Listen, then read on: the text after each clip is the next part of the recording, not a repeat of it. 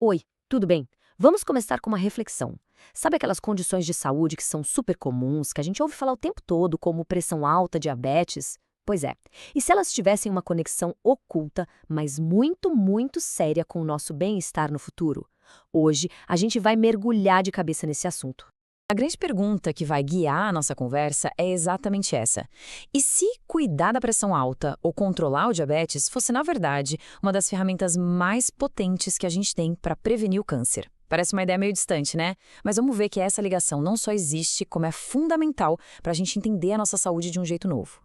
Então vamos lá, vamos desvendar essa conexão. Acontece que um estudo científico gigantesco jogou uma luz super importante sobre como as doenças que uma pessoa já tem, a ciência chama isso de comorbidades, podem influenciar e muito o risco de se desenvolver um câncer. E olha, só para a gente ter uma ideia da seriedade do que vamos conversar, a base para tudo isso não é um estudo qualquer, não. A gente está falando de uma pesquisa que durou 20 anos. Acompanharam quase 130 mil pessoas. Isso dá uma segurança, uma credibilidade enorme para os dados que a gente vai ver a seguir. E agora, bom, agora a gente chega na parte que realmente impacta. Vamos colocar números nessa história toda para entender a dimensão real desse risco. Se preparem, porque algumas dessas estatísticas são de cair o queixo. Vamos começar por um grupo de condições que, infelizmente, estão cada vez mais comuns, as metabólicas. Pensem em obesidade, diabetes tipo 2. Qual será o impacto delas? Olha só esse número, 104%. Isso mesmo. Quem tem comorbidades metabólicas apresenta um risco 104% maior de ter câncer de fígado. Em outras palavras, o risco mais do que dobra. É um aumento absurdo. Agora, vamos para as doenças do fígado, como hepatite crônica ou cirrose. Se o número anterior já foi alto, o que vem agora é ainda mais dramático. Pois é, 457%. Esse é, talvez, o número mais impressionante do estudo inteiro. O risco de câncer de fígado simplesmente explode para quem já tem uma condição hepática. Fica muito clara a conexão, né? Um órgão que já está fragilizado acaba virando um alvo preferencial. E as doenças respiratórias crônicas, como bronquite e enfisema. Elas também entram nessa conta. E de um jeito que talvez a gente não esperasse. O que chama muita atenção aqui é o seguinte. Claro, existe um aumento esperado de 80% no risco de câncer de pulmão. Faz todo sentido. Mas olha que curioso. Também existe um aumento de 33% no risco de câncer de pâncreas. Estranho, não é? O que uma doença no pulmão tem a ver com o pâncreas? Calma que a gente já chega lá. E para fechar essa parte, vamos falar do grupo de doenças mais comum de todos, as cardiovasculares. Pressão alta, problemas do coração. O efeito delas se espalha e afeta vários tipos de câncer. Esse gráfico mostra bem como o risco se espalha. Veja, um aumento de 47% para câncer de rim, 42% para o de vesícula biliar, 28% para o gastrointestinal superior, até o câncer de próstata tem um aumento de 7%. Fica nítido que a saúde do coração influencia o corpo todo. Ok, os números são bem claros, né?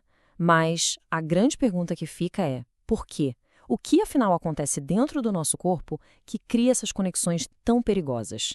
Agora a gente vai entender a biologia por trás de tudo isso. A melhor forma de entender esse processo é pensar na ideia de um terreno fértil. Imagina assim, uma doença crônica não afeta só um órgão. Ela muda todo o ambiente interno do corpo, como se estivesse preparando o solo, deixando tudo prontinho para que uma célula de câncer possa nascer e crescer com mais facilidade. E como é que esse terreno é preparado? Bom, basicamente por 3 caminhos principais. Primeiro, a inflamação crônica, que é como se o corpo vivesse num estado de alerta o tempo todo. Segundo, o estresse oxidativo, que gera umas moléculas que danificam o nosso DNA. E terceiro, uma bagunça geral nos nossos hormônios e no sistema de defesa, que acabam não conseguindo mais proteger a gente direito. E agora, chegamos num ponto fundamental. Essas comorbidades, essas doenças crônicas, não são problema só lá no comecinho. Elas atuam em 2 frentes, tanto na hora de criar o câncer, quanto na hora de lutar contra ele. É uma verdadeira faca de 2 gumes. Aqui a gente vê essa dualidade bem explicada. De um lado, as comorbidades preparam o terreno, aumentando a chance do câncer aparecer. Do outro lado, se o câncer já apareceu, elas diminuem as chances de sobrevivência. Por quê? porque o corpo já está cansado, já está enfraquecido para aguentar essa nova batalha. E por que a sobrevivência piora? Porque um corpo que já lida com uma doença crônica muitas vezes não aguenta tratamentos tão agressivos como a quimioterapia. As opções de tratamento ficam mais restritas, o risco de pegar uma infecção é maior e, claro, a confusão de ter que lidar com vários remédios ao mesmo tempo também complica tudo. Certo. Então, o que a gente faz com toda essa informação? A grande virada de chave está em mudar a nossa perspectiva. É entender que a nossa saúde é um sistema único. Tudo está conectado. Essa frase resume tudo de forma perfeita. O foco não pode ser só no tumor, só na doença. O foco tem que ser na pessoa, no ser humano como um todo, com toda a sua história de saúde. E aqui está a grande lição de hoje. Cuidar da pressão, controlar o diabetes, tratar uma inflamação, tudo isso não é só para ter mais qualidade de vida agora. Na verdade, essa é uma das estratégias mais poderosas que existem para se prevenir contra o câncer lá na frente. Isso tudo nos deixa com uma reflexão final muito importante. Será que a gente não deveria focar menos em apagar incêndios, em tratar doenças isoladas e focar mais em construir um corpo forte, equilibrado, resiliente? A pergunta que fica é: como a gente pode de fato dar esse passo em direção a uma saúde mais completa?